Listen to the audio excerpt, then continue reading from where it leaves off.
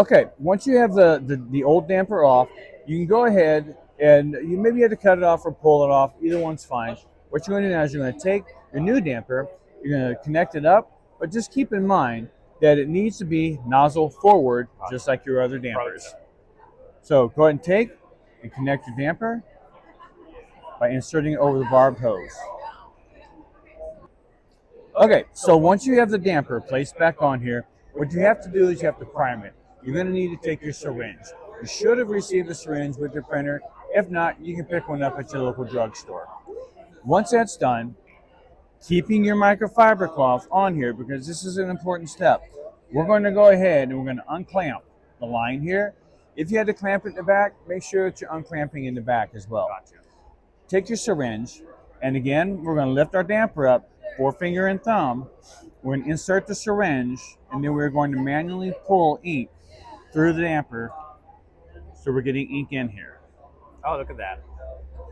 Now, what you're looking for is you're looking for at least a 75% fill here into the damper. It doesn't have to be 100%, but you do want to make sure that you're getting ink inside the syringe and you're getting a free flow through there. If you're experiencing any kind of resistance, make sure that you go back and make sure that your lines are not clamped any longer. Okay, so once that's done and taken care of, what's the next step? Okay, the next thing we're going to do, again, using your thumb and forefinger, we're going to lift it, and we're going to slide it right back into the slot here, and then we're going to slide it down, and then we're going to just kind of maneuver it a little bit, and then we're going to press down until we feel it kind of a little resistance, and you might feel a slight pop, which is what you want. That just tells us that the damper has engaged into the manifold properly, and we should get a free flow on that. Right. Once that's done, we're going to go ahead and we can start up with our printer again. So the first thing we're going to do is we're going to remove the cloth from here. Set this to the side. We're also going to make sure that at any point, if we use any tools, cloths, or anything, nothing is in the print path of the I like printer. that. That's a great pro tip there.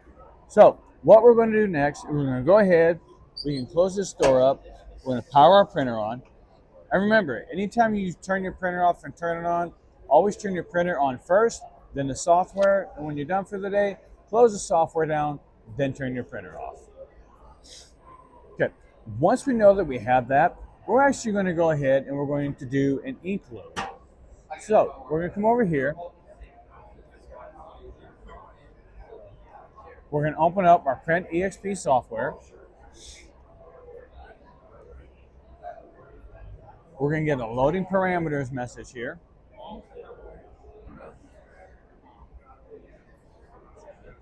Then we're going to get an operation warning. Close it down. We're going to go to setting. We're going to go to load ink. And since we only changed the damper on the color head, we're going to go to two head all, H1, which is our color head, and then we're going to do a load ink. Now, it's also important to remember that anytime you do a load ink, check your waste container and make sure that there's room in the waste container for the ink. We're good on that one. You can see the ink flowing at the bottom there now. So that's perfect. We're going to do about a 20-second ink load. We're going to stop. And then we're going to do a clean, two-head all, clean normal. Now, you might ask, why am I doing a two-head all when I just changed the color damper? It is always a good idea before, if your printer has been down for any amount of time, it's always a good idea to go ahead and clean both heads of the printer. That way you're getting a great flow on your print. Gotcha. It can help you avoid banding in that. Okay, so once the cleaning is done, the next step is to do our head check. So basically all we're going to do is I'm going to move my printer forward a little bit. And then all I have to do is come over here and press the test button on my printer. It's going to load my nozzle test pattern, and we're going to check our pattern. As long as we have great lines in all of our colors, we're good to start printing again.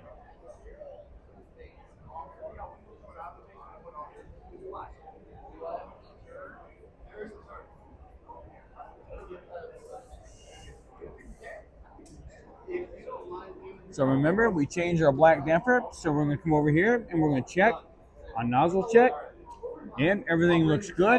So it looks like I've resolved at least that problem.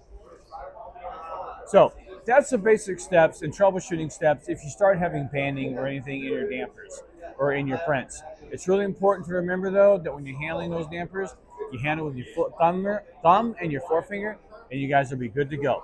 Please reach out if you have any questions. I believe you have our email content or our phone number. We're happy to help you out.